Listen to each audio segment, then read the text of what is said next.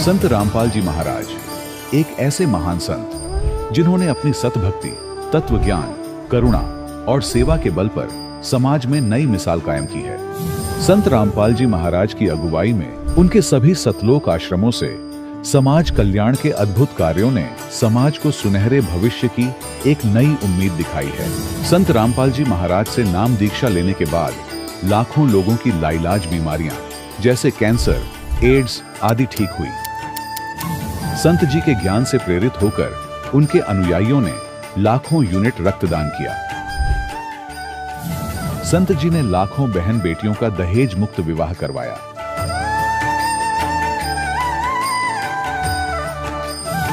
संत जी ने लाखों लोगों का नशा छुड़वाया, करोड़ों उजड़े परिवार बसे। संत जी के आश्रमों में समागम के दौरान निःशुल्क नेत्र चिकित्सा, दंत चिकित्सा प्रदान की जाती है। संत रामपाल जी महाराज द्वारा समय समय पर पर्यावरण संरक्षण के उद्देश्य से बड़े स्तर पर वृक्षारोपण किया जाता है। संत जी ने जरूरतमंदों को तत्काल राहत पहुंचाने के लिए एम्बुलेंस सेवा शुरू की। संत जी अपने अनुयायियों को देहदान के लिए प्रेरित करते हैं, जिससे मानवता की सेवा और चिकित्सा क्षेत्र में सुधार हो सके। संत रामपाल जी महाराज के सभी आश्रमों में हर रोज निःशुल्क भंडारा आयोजित किया जाता है, जहां हर वर्ग, हर जाति और हर धर्म के लोग एक साथ बैठकर भोजन करते हैं।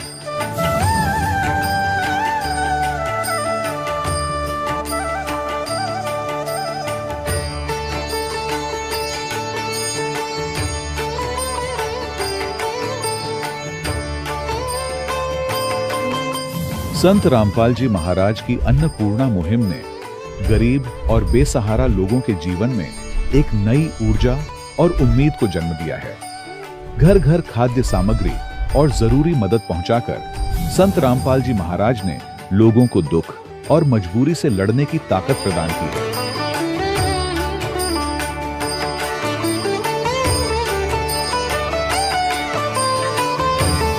संत रामपाल जी महाराज द्वारा गरीब लोगों के लिए घर बनवाने का अद्भुत कार्य एक ऐसी मिसाल कायम कर रहा है जो सदियों सदियों संत जी की उदारता और दया भावना के तौर पर जाना जाएगा।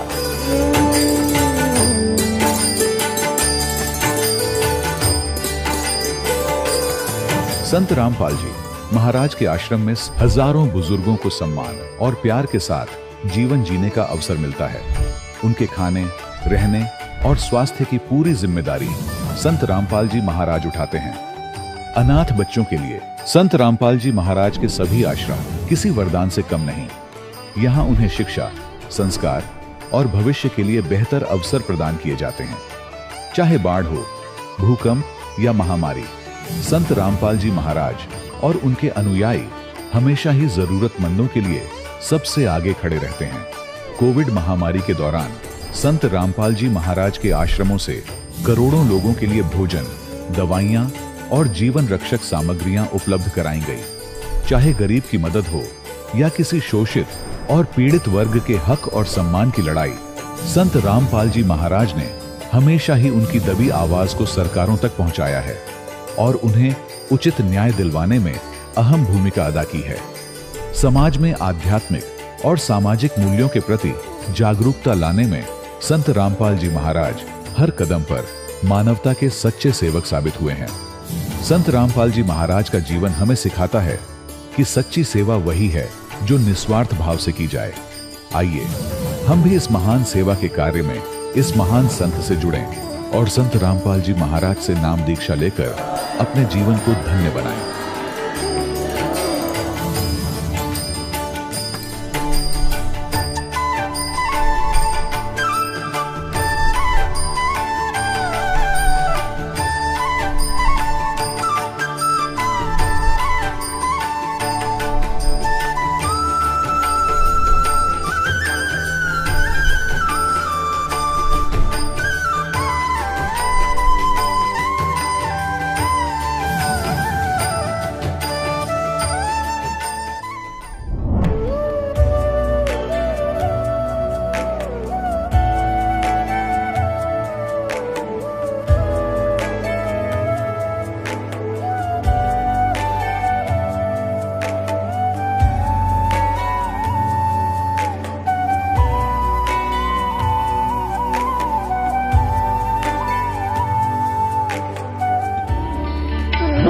परमात्मा को पाने तथा उसका वास्तविक लाभ प्राप्त करने के लिए पवित्र बाइबल में प्रमाण है कि प्रभु ने मनुष्य को अपना ही स्वरूप बनाया।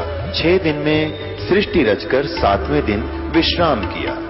कुरान शरीफ में प्रमाण है कि हजरत मोहम्मद को खुदा स्वयं कह रहे हैं कि मैंने तुम्हें उस परमात्मा की महिमा बताने के लिए भेजा है। वो परमात्मा कबीर है जिसने 6 दिन में सृष्टि रची तथा 7वें दिन तख्त पर जा विराजा। उसकी खबर किसी बाखबर से पूछ कर तो देखो। कृपया अवश्य सुनिए जगत गुरु तत्वदर्शी संत रामपाल जी महाराज के अमृत वचन। सत साहिब दर्शकों, हिंदू धर्म में 33 करोड़ देवी देवताओं का उल्लेख मिलता है, लेकिन इनमें सर्वशक्तिमान परमात्मा कौन है? इन्हीं सवालों के जवाब खोज रहे थे पुणे महाराष्ट्र के राजेंद्र सिंह जी। बचपन से शिवलिंग पर जल चढ़ाने, नवरात्रि में दुर्गा जी के व्रत रखने और कृष्ण जन्माष्टमी पर साधना करने वाले राजेंद्र जी को पूर्ण परमात्मा की तलाश ने बेचैन कर दिया। ये हमेशा सोचते थे कि यदि भगवान एक है तो हम इतने सारे देवी देवताओं को इष्ट रूप में क्यों पूजते हैं? दर्शकों, इनके इन सभी सवालों के जवाब तब मिले जब इन्होंने संत रामपाल जी महाराज द्वारा लिखित पुस्तक ज्ञान गंगा पढ़ी। और ज्ञान गंगा पढ़ने के बाद इनके साथ भी वही हुआ जो हर श्रद्धालु के साथ होता है। यह भी अपने आप को संत रामपाल जी महाराज का होने से नहीं रोक पाए। दर्शकों, आइए जानते हैं कि आखिर राजेंद्र सिंह जी को संत रामपाल जी महाराज में ऐसा क्या दिखा कि इन्होंने अपनी सभी पारंपरिक भक्ति साधनाएं त्याग दी और संत रामपाल जी महाराज द्वारा बताई गई भक्ति साधना करने लगे। सुनते हैं राजेंद्र जी की कहानी उन्हीं की जुबानी। जी नमस्कार। सर साहेब। सर क्या नाम है आपका? राजेंद्र सिंह सेंगर। राजेंद्र जी कहाँ से आए आप? हम पुणे से आए हैं और यहाँ पे हम सर्विस करते थे और इसके पहले हम यूपी के रहने वाले हैं और यहाँ पुणे में सेटल्ड हो गए हैं, तो अभी पुणे से आए हैं। क्या करते हैं सर आप? हम अभी इस समय रिटायर्ड हैं। इसके पहले मैंने मिलिट्री में सर्विस किया, वहाँ हम जूनियर कमीशन ऑफिसर बन के वहाँ से नौकरी VRS लेकर के बाहर आ गया। उसके बाद में बैंक में क्लर्क कम कैशियर लगा पंजाब नेशनल बैंक में। उसके बाद जो है ना वहाँ से भी रिजाइन कर दिया और उसके बाद सेंट्रल एक्साइज में इंस्पेक्टर की जॉब की, जो कि मैंने 2015 में वहाँ से सुपरडेंट बन के रिटायर हो गया। सर संत रामपाल जी महाराज से नाम दीक्षा लेने से पहले आप क्या भक्ति साधना करते थे? हम जो है बचपन में हम शिव जी का जो देखते थे कि शिवरात्रि वगैरह है या वैसे भी नहाने के बाद लोग जल चढ़ाते हैं, तो लिंग पे जल चढ़ाया करते थे। नवरात्रि में दुर्गा वगैरह का जो है व्रत रखते थे और उनका जल चढ़ाते थे। और दूसरे भी जन्माष्टमी में कृष्ण भगवान की उनकी भी हम व्रत वगैरह रखते थे। तो यही जो नॉर्मल चलता था, जो सब लोग करते वही हम भी करते थे। लेकिन हमको जब आगे में थोड़ा कुछ ऐसा ज्ञान हो गया, पढ़ाई लिखाई करने के बाद समझ में आ गया कि हिंदू समाज में 33 करोड़ देवी देवता हैं। तो 33 करोड़ देवी देवता में एक्चुअल परमात्मा या भगवान कौन है, इसको कोई मुझे बता नहीं रहा था। तो उसकी मुझे जानकारी चाहिए थी, जो कि हमको मिली नहीं। तो मैं दूसरे सब ये भक्ति जो कर रहे थे वो सब बंद कर दी। मैं कोई भक्ति फिर उसके बाद नहीं कर रहा था।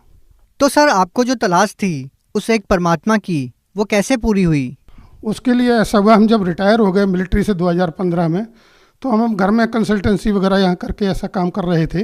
लेकिन हमारी डॉटर है, उसने जो है ना संत रामपाल जी महाराज का नाम दीक्षा ली और उसने मुझे पुस्तक ला करके ज्ञान गंगा दी और उसने बताया कि पापा आप भी इसको ज़रा पढ़ के देख लो, इसमें ज्ञान क्या है, आप थोड़ा समझ में आ जाए शायद आपको, तो आप देख लीजिए। वो पुस्तक मेरे को ला के दी तो मैंने पढ़ना चालू किया और जैसे पढ़ना चालू किया तो मुझे उसमें इतना इंटरेस्ट आने लगा कि मैं बिल्कुल लगातार पढ़ता रहा, दिन में भी और रात में भी। और मुझे 4-5 दिन के अंदर उस ज्ञान को बहुत समझ में आया।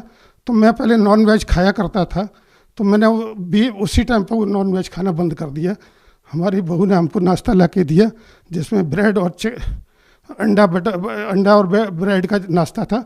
मैंने उसको बोल दिया ये लेके जाओ, आज के बाद मुझे कोई भी नॉन वेज खाने के लिए नहीं देने का। तो तब से मैंने वो छोड़ दिया। उसके बाद जो है ना किताब पढ़ने के बाद जो है ना मैंने अपनी डॉटर को ही बोला कि मैं भी दीक्षा लेना चाहता हूँ। अभी मेरे ज्ञान समझ में आ गया है, परमात्मा कौन है ये समझ में आ गया है, तो मुझे दीक्षा लेनी है। तो हमने 16 जनवरी 2019 को पूना में नामदान केंद्र से जाके दीक्षा ली। तो सर हम आपसे जानना चाहेंगे कि संत रामपाल जी महाराज से नाम दीक्षा लेने के बाद क्या आपको कोई लाभ मिला?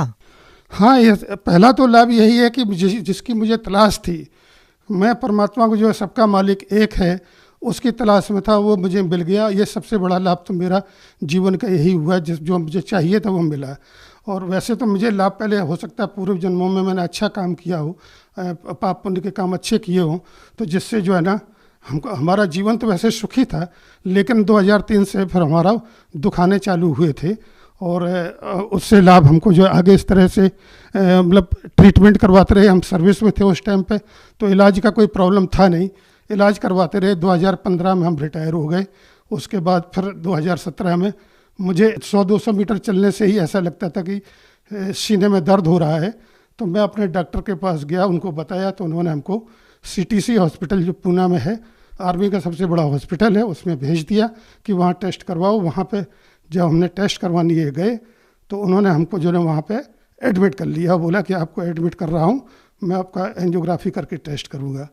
उसके बाद एंजियोग्राफी किया। एंजियोग्राफी करने के बाद जो है ना 3 ब्लॉकेज थे 90%, तो उन्होंने एंजियोग्राफी के वक्त ही 2 में स्प्रिंग डाल करके ठीक कर दिए, और एक को जो है 3 दिन के बाद फिर दोबारा से किया। इस तरह से उन्होंने सब ओपन कर दिया और उन्होंने कहा कि अब आपको तकलीफ़ नहीं होगी, अगर आप थोड़ा वॉकिंग करते रहना, और मैं जो आपको दवाइयाँ लिख के दे रहा हूँ, ये दवाइयाँ रेगुलर खाना, आपने मरते दम तक खाते रहना है, नहीं तो ये दवाइयाँ नहीं खाई तो हो सकता है आप हॉस्पिटल तक ना पहुँचो। तो वो दवाइयाँ मैं खा रहा था। लेकिन 2020 में ऐसा समय आया कि मैं तो हमारा गांव जो यूपी में पड़ता है, मैं वहाँ पे चला गया, कुछ दिन यहाँ रह के जाएंगे। लेकिन वहाँ पे हमको जो है ना फिर जो है ना ये जो दवाइयाँ थी वो हो गई, लॉकडाउन हो गया। लॉकडाउन होने की वजह से दवाइयाँ वहाँ कोई अवेलेबल थी नहीं। तो मैं परमात्मा से, रामपाल जी महाराज से जो है ना अपना अर्ज लगाया कि मालिक आप ही देखना, अब मैं दवाइयाँ आज से बिल्कुल बंद कर रहा हूँ, आगे से मैं कोई दवाई लूँगा नहीं, अब आपने संभालना है। उसके बाद जो है ना तब से लेकर आज तक मैं कोई दवाई नहीं ले रहा हूँ। मैं जो है ना बहुत अच्छे से, सब पूरी सेहत ठीक से है, सब कुछ में ठीक से सब कुछ चल रहा है। बल्कि परमात्मा संत रामपाल जी महाराज ने मुझे इतना दया बख्शी है कि मुझे जो है ना नॉर्मली लोगों को साल में 2-3 बार जब मौसम चेंज होते हैं तो जुकाम खांसी का तो इलाज सबको तकलीफ़ होता ही है, मुझे भी होता था। लेकिन जब से नाम लिया तब से आज तक मुझे जुकाम खांसी भी नहीं हुआ है, और आज तक मैंने कोई दवाई नहीं ली है, जब से दवाई बंद कर दी है। इसके अलावा लाभ ऐसा हुआ है, मुझे ये पेशाब की बीमारी थी कि रात को हमको 1-1 घंटे के बाद, कभी पौन घंटा 1 घंटे के बाद पेशाब के लिए भागना पड़ता था। उसका मैंने पूरा चेकअप करवाया कमांड हॉस्पिटल पूना में। तो वहाँ पे उन्होंने हमको जो दवाई दी थी 0.4G थी, तो उसको जो है ना खाने से मुझे चक्कर आता था, तो मैंने वो दवाई खानी बंद कर दी। लेकिन ये हमने नाम दीक्षा लेने के बाद वो बीमारी हमारी अपने आप ही ठीक हो गई। इसके अलावा दूसरा लाभ ये हुआ कि मुझे ED की प्रॉब्लम हो गई थी। ED मतलब इरेक्शन डिसफंक्शन जिसको बोलते हैं। तो वो जो है ना हमको नाम दीक्षा, हमने कोई उसका इलाज लिया नहीं था, लेकिन हमने नाम दीक्षा लेने के बाद हमारा वो भी ठीक हो गया है। अब हम बिल्कुल हर तरह से ठीक हैं। पहले हम शराब भी पीते थे और नॉन वेज भी खाते थे, लेकिन शराब तो हमने 2003 से छोड़ दी थी जब मेरे को हार्ट का प्रॉब्लम हुआ था। वहाँ डॉक्टर ने बोला था अगर आप शराब पीते हैं तो मत पीजिए, तो मैंने उसी टाइम पे छोड़ दिया था। और नॉन वेज खाना मैंने पुस्तक पढ़ी तो 2-3 दिन के बाद मेरे को समझ में आ गया ज्ञान, तो मैंने उस समय से ही आपका ये नॉन वेज भी खाना बंद कर दिया। उसके बाद मैं तब से आज तक कोई उसको हाथ भी नहीं लगाया है। और जो हमको कैंटीन से हमको लिकर मिलती थी, हर महीना कोटा बंधा हुआ था, वो मैंने जिस दिन मैंने नाम लिया था तो उसी दिन मैं कैंटीन गया था और मैं उसमें 6 बोतल रम की लेके आया था, जो कि हमारे घर में रखी थी। और नाम दीक्षा के टाइम पे बताया गया कि आपने न तो पीना है और ना ही किसी को पीने में मदद करनी है। तो मैं घर में आने के बाद मैंने कहा ये मैं किसी को दूंगा तो वो मदद ही हो जाएगी। तो हमने अपने घर में बहू को बोला कि इनको खोल करके और लेटरिन में डाल दो। तो उसने सब 6 बोतल जो है खोल करके लेटरिन में डाल दी। उसके बाद से आज तक न तो मैंने कभी कैंटीन से ख़रीदा है, ना किसी को कोई मदद किया है, ना मैंने आज तक कभी दारू पिया है। तो सर ऐसा क्या होता है कि जो भी व्यक्ति संत रामपाल जी महाराज से नाम दीक्षा लेता है, नशा एकदम से छोड़ देता है, ऐसा क्या होता है उनके जीवन में? ये तो जो परमात्मा हमको जो मंत्र देते हैं, परमात्मा रामपाल जी महाराज जो हमको मंत्र देते हैं, वो मंत्रों की शक्ति से ही जो है ना ये छूट जाता है। उसके बाद किसी का मन ही नहीं करता है। और अगर पीने के लिए किसी का मन करे तो उसे डर लगता है कि क्या हो जाएगा पता नहीं, तो कोई नहीं पीता है। मतलब हम कोई भी भगत हमने पीते नहीं देखा है। किसी किस्म का कोई नशा करते हुए किसी भगत को हमने आज तक नहीं देखा है। हम जाते हैं आश्रम में, संत रामपाल जी महाराज का आश्रम है, वहाँ जाते हैं तो वहाँ पर भी हम देखते हैं कोई भी भगत आज तक मुझे दिखाई नहीं दिया कि जो कोई नशा किसी किस्म का करता हो। सर, जो व्यक्ति अभी भी नशा करते हैं और वो चाहकर भी नशा नहीं छोड़ पा रहे हैं, तो क्या वो संत रामपाल जी महाराज से नाम दीक्षा लेते हैं तो क्या उनका भी नशा छूट जाएगा? हाँ, मैं तो मानता हूँ कि अगर वो संत रामपाल जी महाराज जी की शरण में आ जाएंगे, उनसे नाम दीक्षा ले लेंगे, उनके शिष्य बन जाएंगे अगर, तो उनका नशा बिल्कुल छूट जाएगा। ये मैं तो इस चीज़ को मानता हूँ। सर, आप भगत समाज को क्या संदेश देना चाहते हैं? भगत समाज को मैं ये संदेश देना चाहता हूँ। संदेश तो मतलब मेरे देने की औकात नहीं है, लेकिन जो है ना मैं प्रार्थना करना चाहता हूँ कि सभी आत्माओं को, सभी जगत के लोगों को भगवान की चाहत है। तो भगवान की अगर चाहत है तो वो उनको पता ही नहीं है कि भगवान है कौन, तो वो परमात्मा की शरण में आ जाएं। उनकी पहले पुस्तक को लें, उसको पढ़ें, उससे ज्ञान समझें। ज्ञान समझने के बाद अगर उनको अच्छे लगे कि ज्ञान ये सही है, तो फिर जो है ना वो आके परमात्मा संत रामपाल जी महाराज से दीक्षा ले लें और दीक्षा ले करके अपना आत्मकल्याण करवाएं। जी, बहुत बहुत धन्यवाद सर साहिब। दर्शकों, अभी आपने सुने संत रामपाल जी महाराज से दीक्षा प्राप्त करके सुखी हुए भक्त के अनुभव। अब देखिए जगत गुरु तत्वदर्शी संत रामपाल जी महाराज के मंगल प्रवचन। अभी स्पष्ट करेंगे आपके सामने। दुर्गा को प्रकृति भी कहते हैं। अब आगे ये क्या बताना चाहता है? अब श्रीमद् भगवद गीता का अध्याय हम 7 पढ़ रहे हैं और इसमें ये 11वां मंत्र हम पढ़े। हे भरत श्रेष्ठ, मैं बलवानों का बल यानी आसक्ति और कामना से रहित बल सामर्थ्य हूं। मैं बलवानों का बल हूं और सभी प्राणियों को, भूतों को, इन प्राणियों के धर्म के अनुकूल, शास्त्र अनुकूल काम मैं हूं। धर्म अविरुद्ध काम मैं हूं। अब हम 12 से लेंगे। इसमें क्या बताया कि और भी जो सतगुण से उत्पन्न होने वाले भाव हैं, जो रजोगुण तथा तमोगुण से होने वाले भाव हैं, उन सब को मुझसे होने वाले हैं ऐसा जान, परंतु वास्तव में उनमें मैं और वे मुझ में नहीं है। अब यहाँ क्या प्रसंग है? ये श्रीमद् भगवद गीता में गीता ज्ञान दाता कौन है? ये श्री ब्रह्मा विष्णु महेश जी के पिताजी हैं, जो श्रीमद् भगवद गीता को बोल रहे हैं श्री कृष्ण में प्रवेश करके। अब यहाँ पर थोड़ा सा ये कंसेप्ट और क्लियर करना पड़ेगा कि श्रीमद् भगवद गीता का ज्ञान किसने दिया, क्योंकि श्रीमद् भगवद गीता को समझने के लिए ये जानना अनिवार्य है कि श्रीमद् भगवद गीता का ज्ञान श्री कृष्ण नहीं बोल रहा। श्री कृष्ण के अंदर प्रवेश करके ये ब्रह्म बोल रहा है, सरपुरुष बोल रहा है, ये काल बोल रहा है। यहाँ थोड़ा सा हिंट देंगे ताकि श्रीमद् भगवद गीता आपके बहुत आसानी से समझ में आएगी।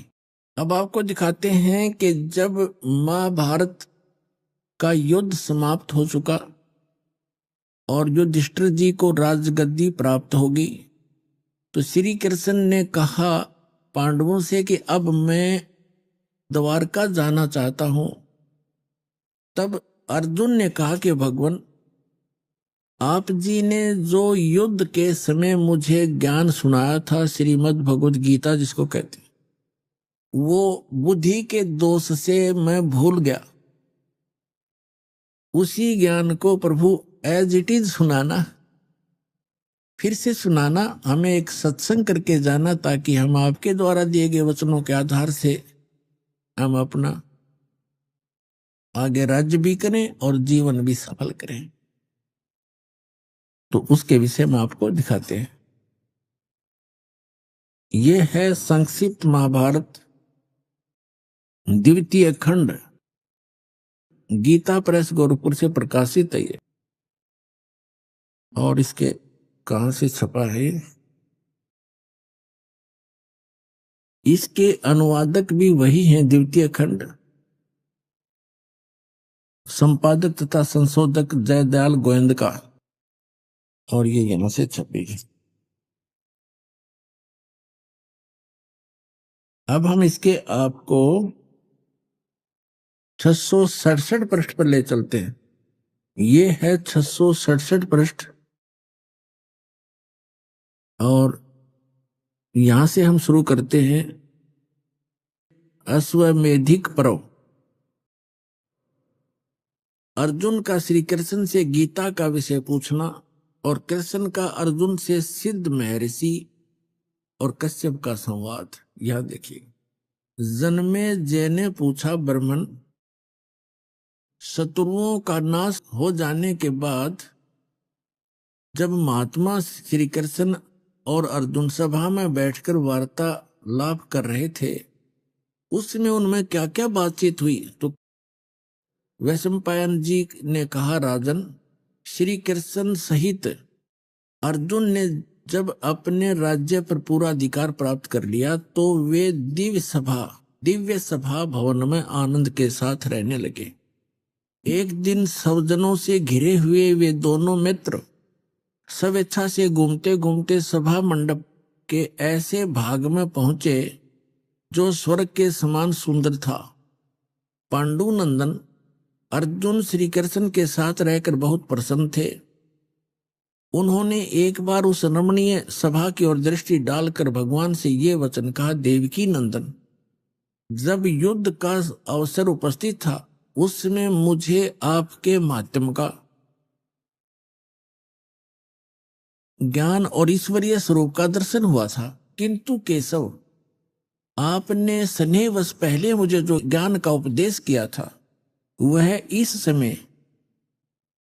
इस समय बुद्धि के दोष से भूल गया है। उन विषयों को सुनने के लिए बार बार मेरे मन में उत्कंठा होती है। इधर आप जल्दी ही द्वारका जाने वाले हैं, अतः पुनः वह सब विषय मुझे सुना दीजिए। अब कहने का भाव ये है कि अर्जुन कह रहा है कि कृष्ण जी से कि आपने युद्ध के समय जो मुझे गीता वाला ज्ञान बताया था मैं बुद्धि के दोष से भूल गया, मुझे वही ज्ञान फिर बताओ। अब श्री कृष्ण जी क्या कहते हैं देखिए, वैशंपायन जी कहते हैं, अर्जुन के ऐसे कहने पर वक्ताओं में श्रेष्ठ महातेजस्वी भगवान श्री कृष्ण ने उन्हें गले से लगाकर इस प्रकार उत्तर दिया।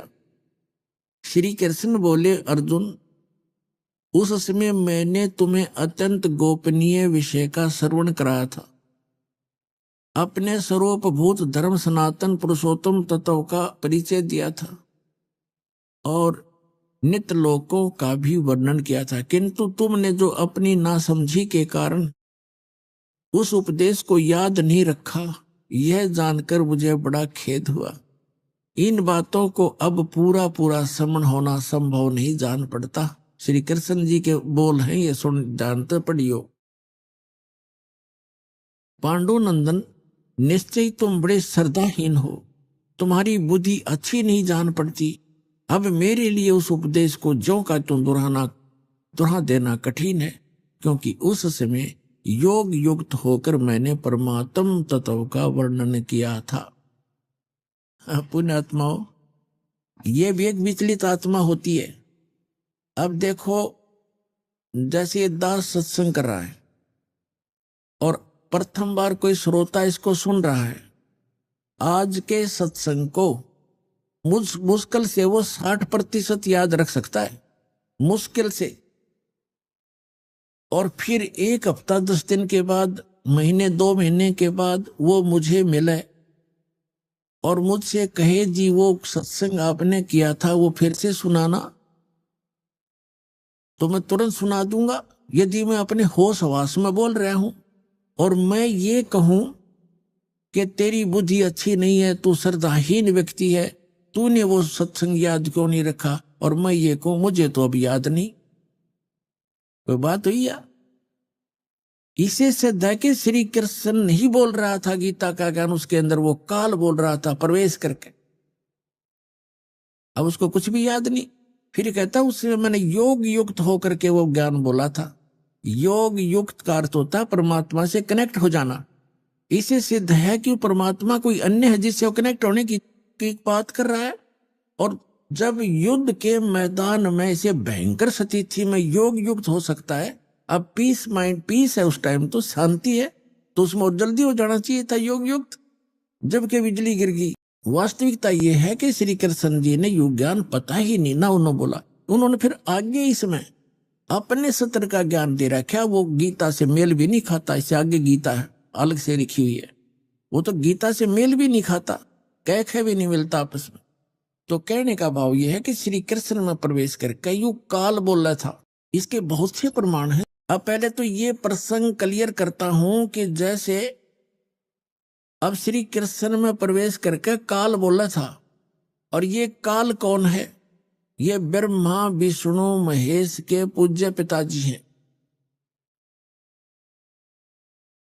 और गीता अध्याय नंबर 4 के श्लोक नंबर 5 और 9 में ये क्या कहता है कि अर्जुन तेरे और मेरे बहुत जन्म हो चुके, तू नहीं जानता मैं जानता हूं। मेरे जन्म और कर्म अलौकिक हैं। इसके कर्म अलौकिक कैसे है?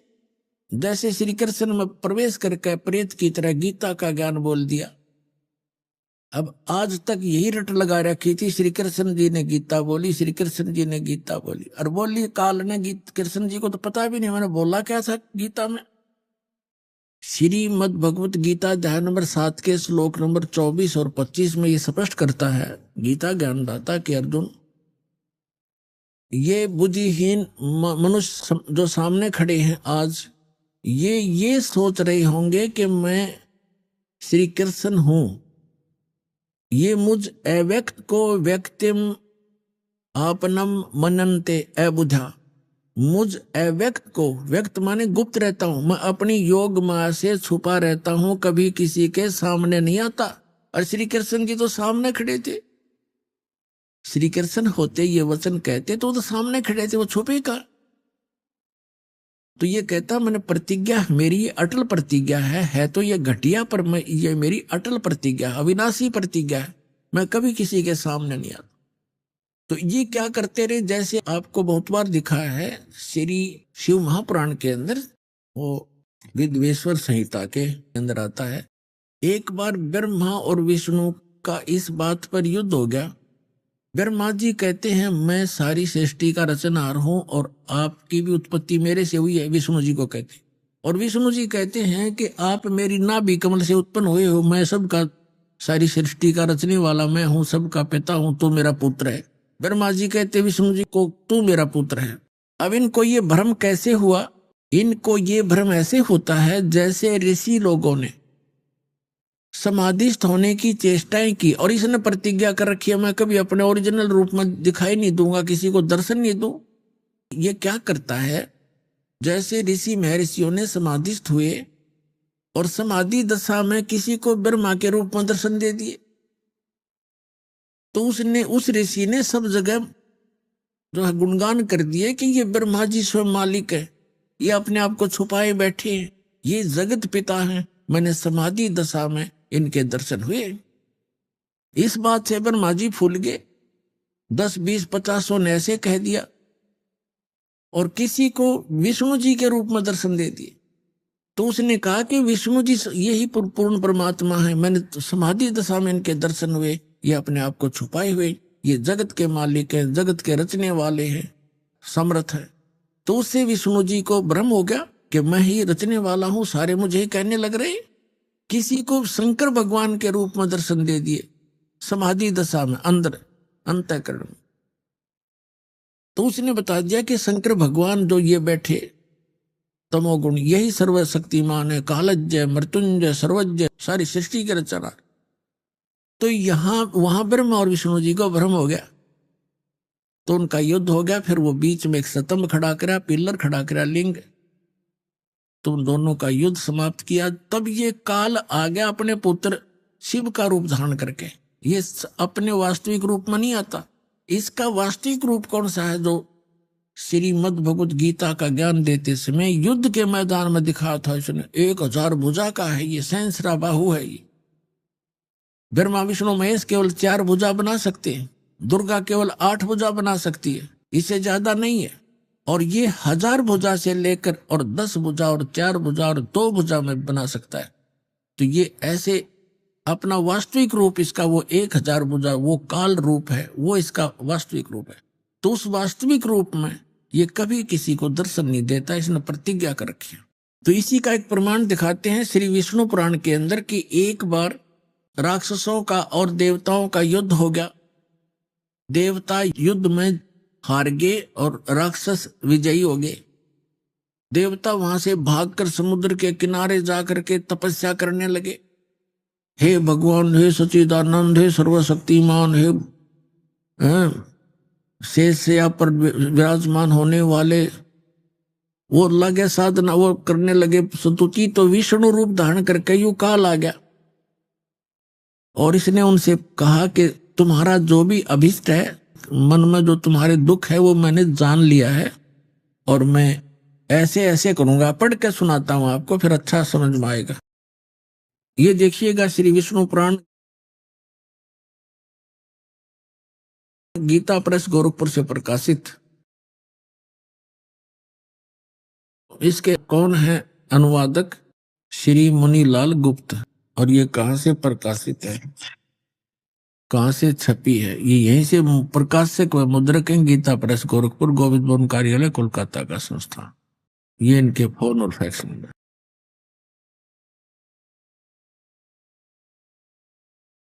ये है चतुर्थ अंश और ये 233 पृष्ठ पे।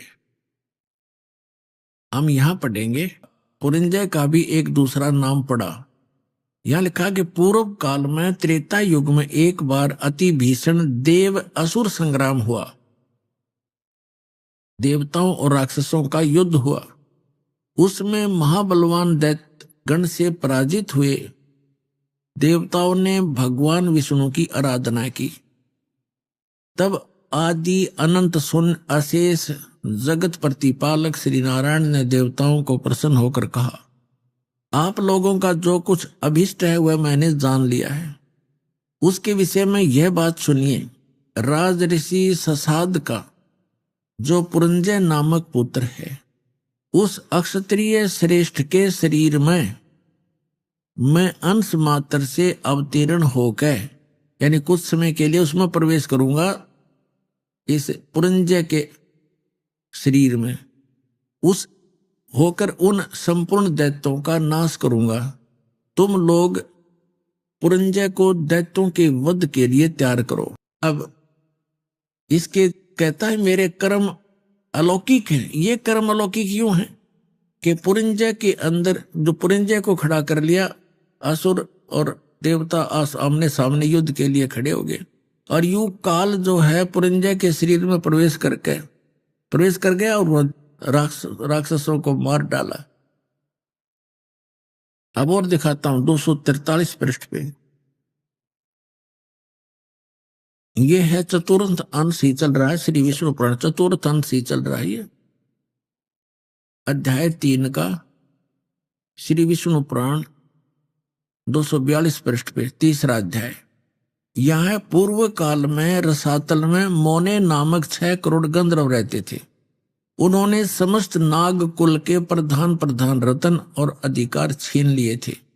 गंधर्वों के पराक्रम से अपमानित उन नागेश्वरों द्वारा स्तुति किए जाने पर उसके स्वर्ण करने से जिनकी विकसित कमल सदृश आंखें खुल गई हैं, निंद्रा के अंत में जागे हुए उन जलसाई भगवान सर्वदेवेश्वर को प्रणाम कर उनसे नागगण ने कहा, भगवान इन गंधर्वों से उत्पन्न हुआ हमारा भय किस प्रकार शांत हो।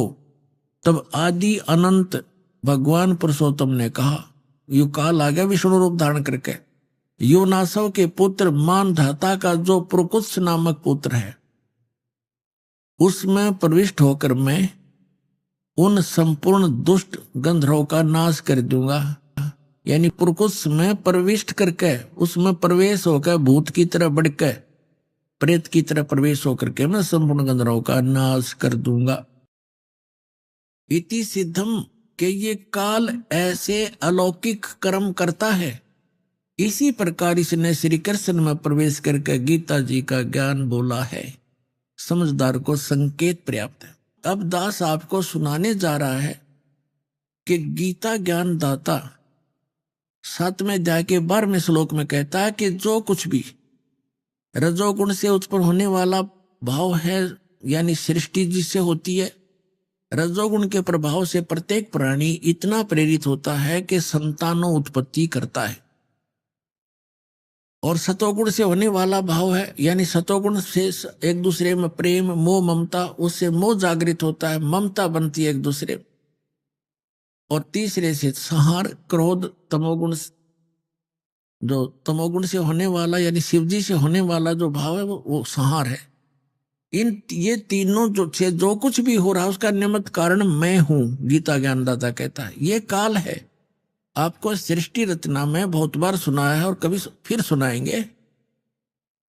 इसको एक श्राप लगा हुआ है इस ब्रह्म को, सरपुरुष को।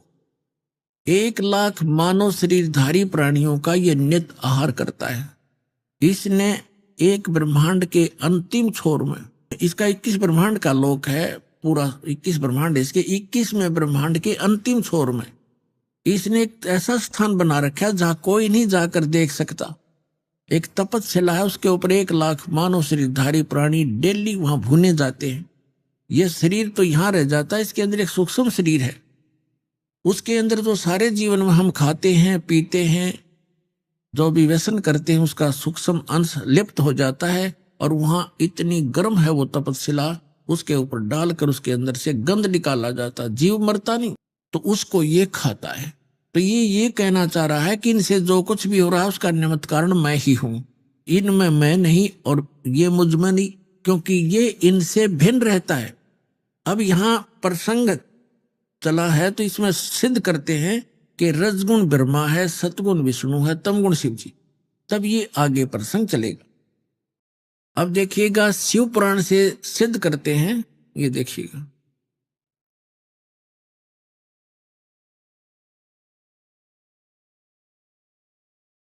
ये गीता प्रेस गोरखपुर से प्रकाशित है। संपादक है इसके, ये देखिएगा, संपादक है हनुमान प्रसाद पोदार। और ये कहां से, ये यहां से प्रकाशित है।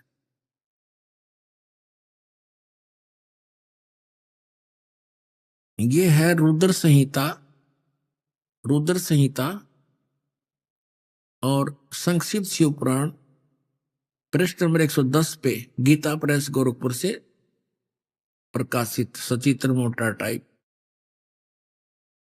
इस प्रकार ब्रह्मा विष्णु और रुद्र, इन 3 देवताओं में गुण हैं, यानी रजगुण ब्रह्मा, सतगुण विष्णु, तमगुण शंकर। इन 3 देवताओं में गुण है, परंतु शिव गुणातीत माने गए।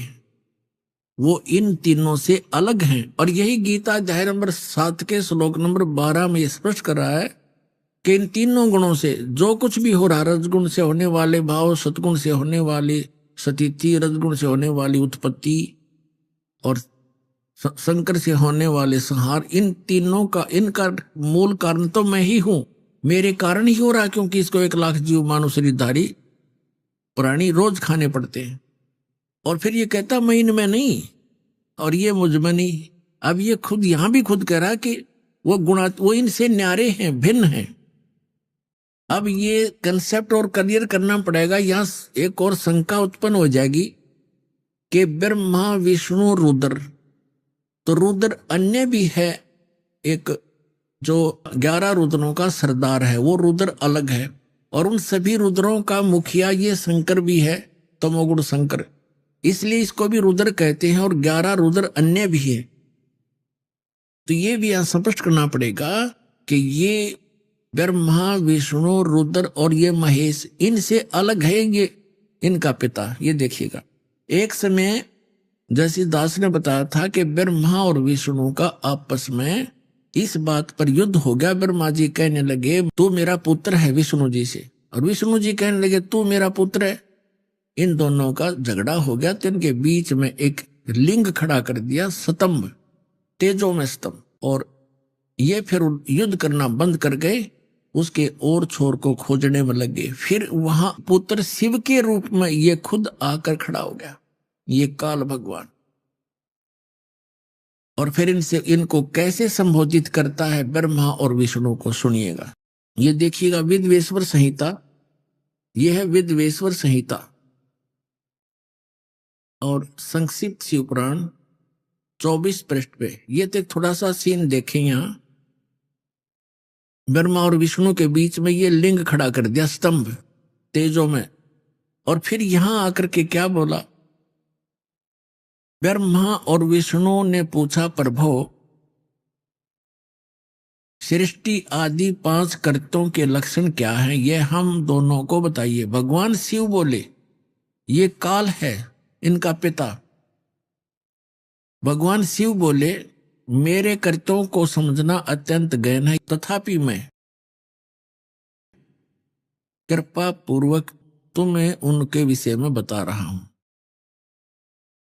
अब हमने 24-25 पे पढ़ लिया, अब 26 पे पढ़ते हैं, अपने मतलब की बात पढ़ेंगे।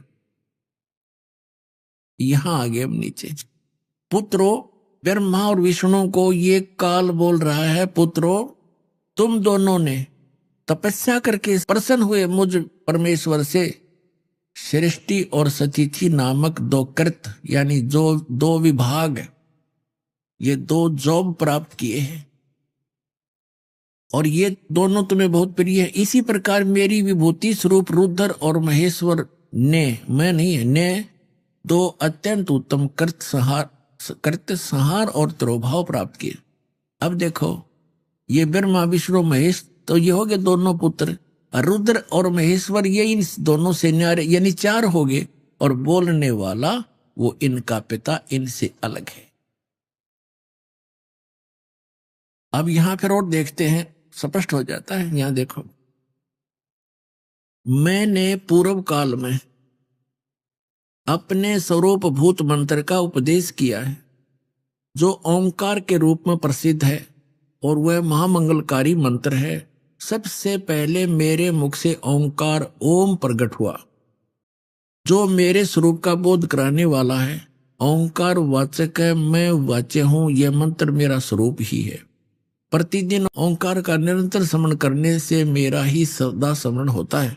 मेरे उत्तरवर्ती मुख से आकार का, पश्चिम मुख से उकार का, दक्षिण मुख से मकार का, और पूर्ववर्ती मुख से बिंदु तथा मध्यवर्ती मुख से नाद का प्राकट्य हुआ। इस प्रकार 5 अवयव से युक्त ओंकार का विस्तार हुआ है। इन सभी अवयवों से एकीभूत होकर यह प्रणव ओम नामक एक अक्षर हो गया। अब यहां हमने देखना है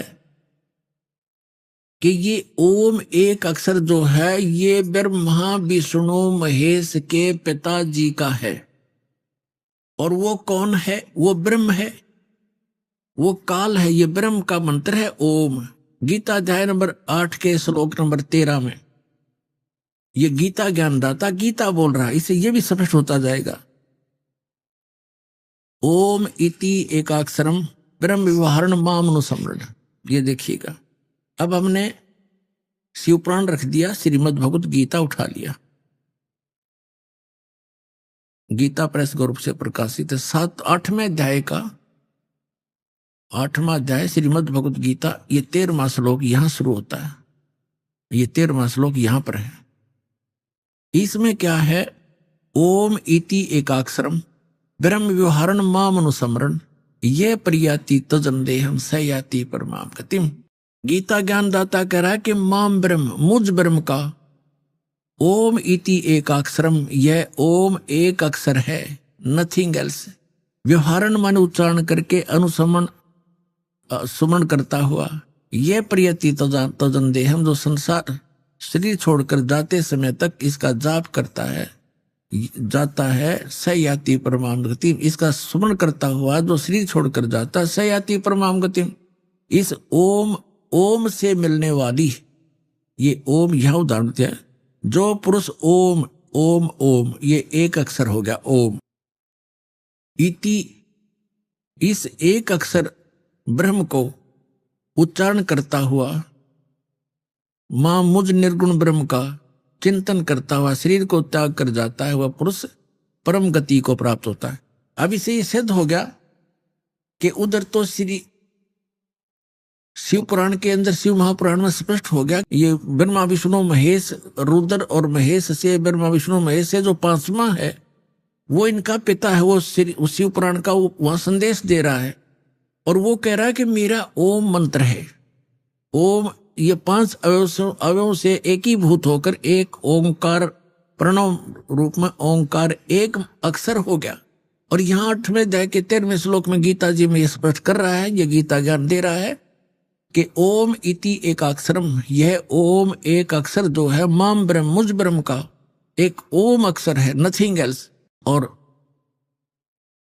सुमन करता हुआ, इसका उच्चारण करके श्रवण करता हुआ, यह प्रयाति तजन देह, जो शरीर छोड़कर जाता है, यानी अंतिम सांस तक श्रवण करता, सयाति परमाम गति, वह परम गति को प्राप्त होता है। कौन सी परम गति? जो ओम के जाप से मिलने वाली है। वो क्या? ब्रह्मलोक। अभी आपने देवी भागवत में पढ़ा था कि देवी कह रही है हिमालय राजा को कि गीता प्रेस गोरखपुर से प्रकाशित श्री देवी भागवत सचित्र मोटा टाइप, जिसके 562 और 63 पृष्ठ पर देवी खुद स्पष्ट कर रही है हिमालय राजा को कि और सब बात, सब पूजाएं त्याग दो, ब्रह्म का जाप करो, उसका एक ओम मंत्र है, वो ब्रह्मलोक में रहता है, उसको पा जाओगे। अभी आपने सुने संत रामपाल जी महाराज के मंगल प्रवचन। आइए अब सुनते हैं संत रामपाल जी महाराज से नाम दीक्षा लेकर सतभक्ति करके अद्भुत लाभ प्राप्त करने वाले अनुयायी के विचार। दर्शकों, आज हम आपको एक ऐसी महिला की प्रेरणादायक कहानी से रूबरू करवाने जा रहे हैं जिसे सुनकर आप भी आत्मविभोर हो जाएंगे। मिलिए मध्य प्रदेश के शिवपुरी जिले की निवासी रेखा जी से। रेखा जी ने जीवन में सुखों की प्राप्ति हेतु शुरू से ही हिंदू धर्म में प्रचलित मनमाने आचरण में आरूढ़ थीं, परंतु सभी देवी देवताओं की पूजा करते करते भी ये हर तरह से दुखी थीं। हर तरफ से हताश हो चुकी रेखा जी की जिंदगी में अचानक खुशियों ने दस्तक दी जब इन्होंने संत रामपाल जी महाराज जी की शरण ग्रहण की। तब से इनके जीवन में ऐसे ऐसे चमत्कार हुए जिसे सुनकर आप दांतों तले उंगली दबाने को मजबूर हो जाएंगे।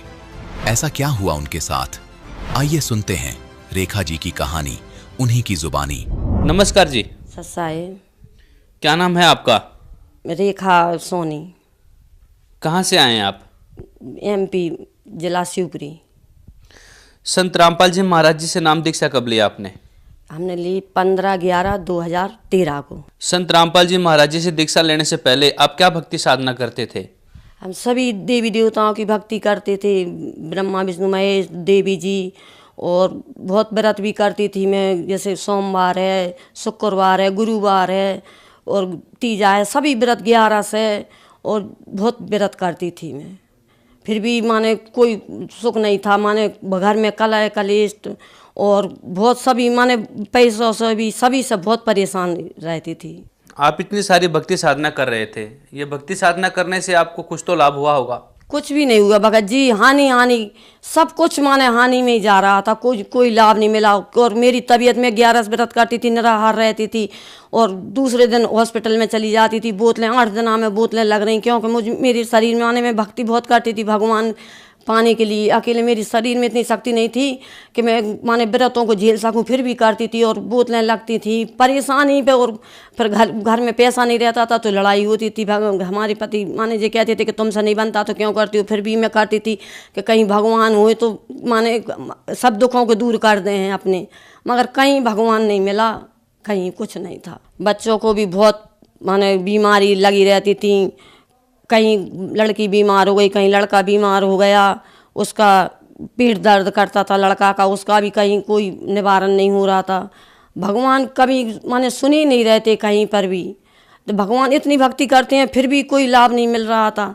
बहुत परेशान थी। हमारे पति भी दारू पीते थे, वो भी माने घर में आते थे तो लड़ाई झगड़ा, ऐसा लगता था कि अब शाम हो गई, अब वो आएंगे तो लड़ेंगे, माने हम लोगन को, बच्चे को भी, हम लोगन को भी बहुत परेशानी सामना करना पड़ रहा था। आप भक्ति करते करते परेशानी का सामना कर रहे थे, फिर आप संत रामपाल जी महाराज के शरण में कैसे आए?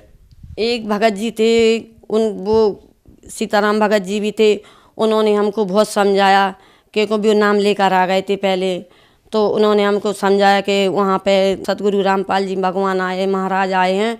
तो मैंने उनका बयाने वो समझाते थे, अकेले हम भगत जी से नहीं, हमारे पति से नहीं कह पाते थे, क्योंकि वो नहीं मान सकते थे इन बातों को, वो बिल्कुल मानते नहीं थे।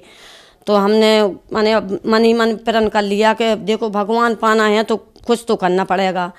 तो हमने उनके वो ज्ञान सुना, वो ज्ञान कहते थे, मैं बहुत रोती थी, क्योंकि वो ज्ञान एक ऐसा था निर्मल कि जो आत्मा को छू जाता था। उनको मैंने कम से कम 4 महीने तक नहीं गई और वो बताते रहती, मैं सुनती रहती थी। तो हमने सतलुज आश्रम जाके और फिर नाम दीक्षा ले ली। बहन जी, आप बहुत ज़्यादा बीमारी और परेशानियों से जूझ रहे थे, फिर आप संत रामपाल जी महाराज जी के शरण में आए। और संत रामपाल जी महाराज जी के शिष्यों से हम जब भी मिलते हैं, उनके अनुभव सुनते हैं, तो उन्हें कोई ना कोई लाभ अवश्य होता है। तो संत रामपाल जी महाराज जी से दीक्षा लेने के बाद आपको क्या लाभ हुए? सर जी, एक मेरी लड़की हैगी, उसको मैंने उसके ससुराल वाले बहुत ज़्यादा खाते पीते हैं, तो उसको मार पीट के उन्होंने भगा दिया था पहले। तो जब उसको फिर हमने अपने यहाँ रख लिया, हमने कहा बेटा यहीं रहो। तो वहाँ वो रहने लगी, उसके पेट में बच्चा था, तो वो लेने नहीं आए। फिर सतगुरु रामपाल जी महाराज जी के पास ले गए, उनको दीक्षा दिला दी। तो फिर वो घर आ गए, हम लोग अच्छी तरह से रहने लगे सब लोग। फिर उसके बाद डिलीवरी का टाइम आया, तो उस डॉक्टर को दिखाया, डॉक्टर साहब जी कहने लगे कि तुम इसको शिवपुरी ले जाओ। शिवपुरी मिलाने ले गए हम, तो शिवपुरी में कहने लगे ग्वालियर ले जाओ।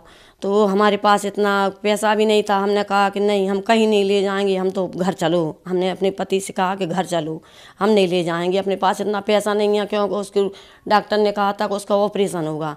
फिर हम उसको घर ले आए तो नज़दीक डिलीवरी का टाइम नज़दीक आ रहा था। तो हमने फिर परमात्मा सतगुरु रामपाल जी महाराज जी से हमने अरदास लगाई कि हे परमात्मा, हमारे पास इतना पैसा भी नहीं है, हम कैसे इसका इलाज कराएंगे, और ऑपरेशन का बोल रहे हैं, कैसे ऑपरेशन कराएंगे। तो उन्होंने कहा बेटा चिंता नहीं करो, भक्ति करो तुम। तो हमने फिर बिल्कुल टेंशन फ्री हो गए। हमने कि चलो अब हमें कुछ चिंता नहीं है, परमात्मा अपने आप सतगुरु रामपाल जी महाराज वो ही करेंगे जो कुछ करना होगा, अच्छा बुरा। तो हम अपने रहने, फिर डिलीवरी का टाइम आया, तो डॉक्टर कहने लगे गांव है, गांव में इतनी बड़ी ऑपरेशन माने कुछ भी वो नहीं है माने साधन। तो वो कहने लगे कि तुम इसको शिवपुरी ले जाओ। हमने कि नहीं, हम तो डिलीवरी यहीं कराएंगे, अगर हमारी किस्मत में जो होगा हमारे परमात्मा ही करेंगे बस, और कोई नहीं कर सकता। तो हमने उसकी डिलीवरी हुई, रात को 10 बजे हो गई डिलीवरी हो गई। और उसका बच्चा माने उसकी सांस चल रही थी, क्योंकि उसको बीपी इतना था, 200 बीपी था। सभी डॉक्टरों ने मना कर दिया था, यहाँ डिलीवरी नहीं कराना।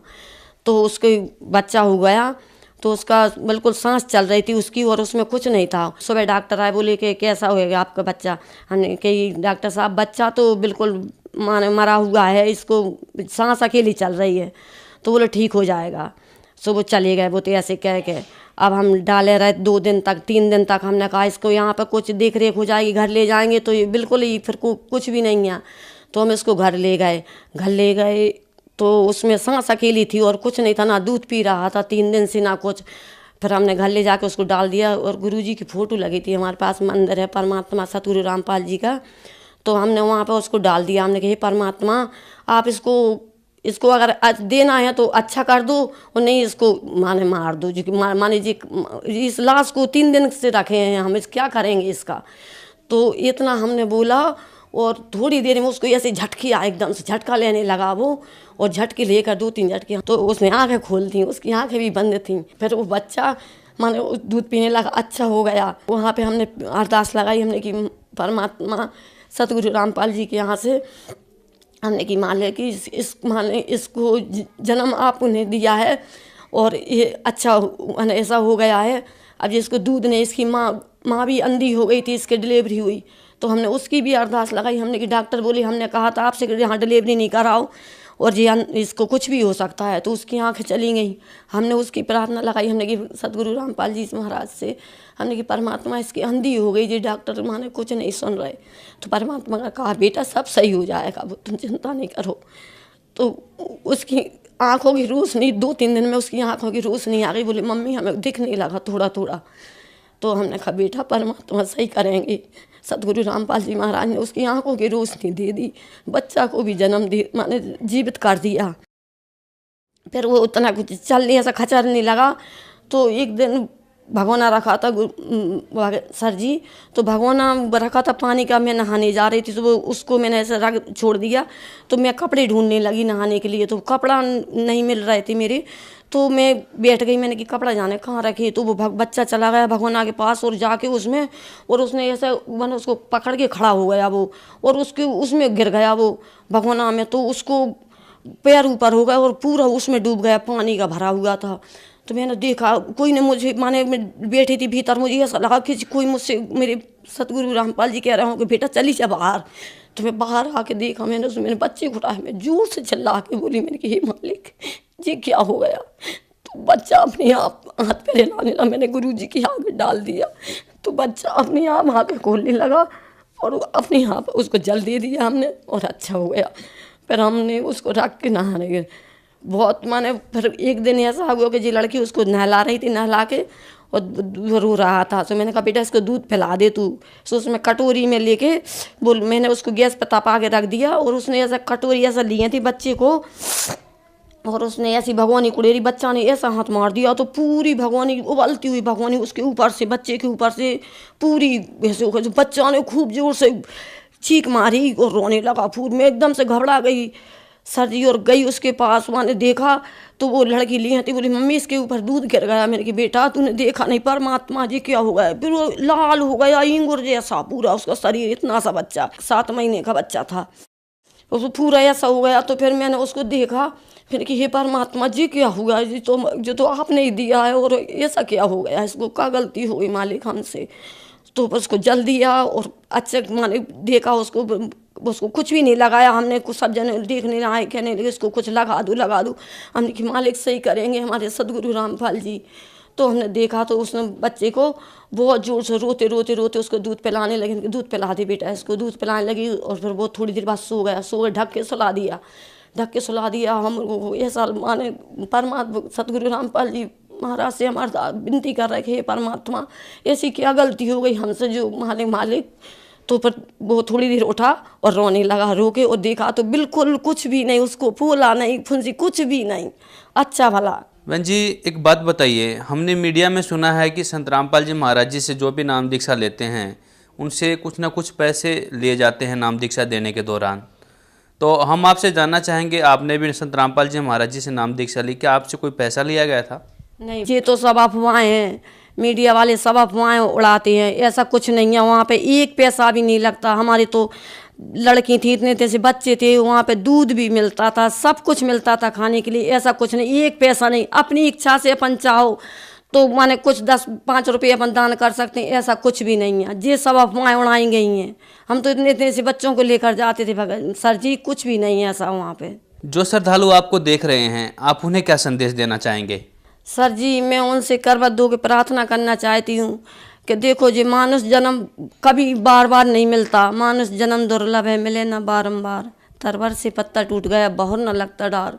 ये शरीर एक बार मिला है, बार बार नहीं मिलेगा। तो अब आकर और सतगुरु रामपाल जी महाराज से नाम दीक्षा लीजिए और अपना कल्याण करवाइए। जो श्रद्धालु संत रामपाल जी महाराज जी से नाम दीक्षा लेना चाहें तो कैसे ले सकते हैं? टीवी पर संत रामपाल जी महाराज जी का सत्संग आता है, उसके नीचे पट्टी आती है और उस पट्टी पर नंबर आते हैं, नंबर आप लगाकर और संपर्क कर सकते हैं। धन्यवाद जी। सत्साए।